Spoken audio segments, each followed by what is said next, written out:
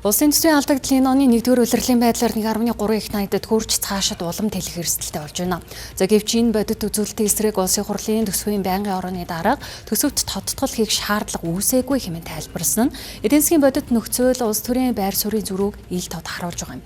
Эдийн засгийн талаас харах юм бол орлого тасалдаж зардлын дарамт нэмэгдсэн энэ үед төсвийн тэмцүүрээ алдагдах шинжтэй болсон ч бодлогын түвшинд тодтгол шаардлагагүй гэсэн байр суурь барих нь шийдвэр гаргах түвшин бодит эрсдлийг хэр зэрэг үнэлж байгаа вэ гэсэн асуултыг дагуулж байна.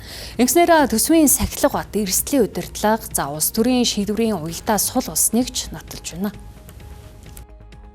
Одоо ингээ 2 дугаар улирал эхэлсэн явж байна.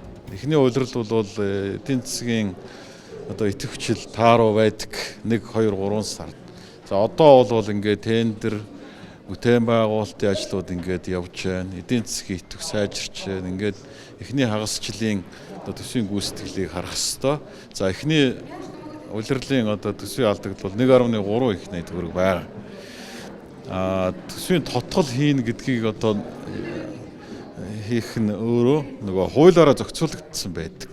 Тухайлах юм бол төсвийн алдагдал дотоодын нийт бүтээгдэхүүний 3%-аас даваа явсан нөхцөлд тийм ээ.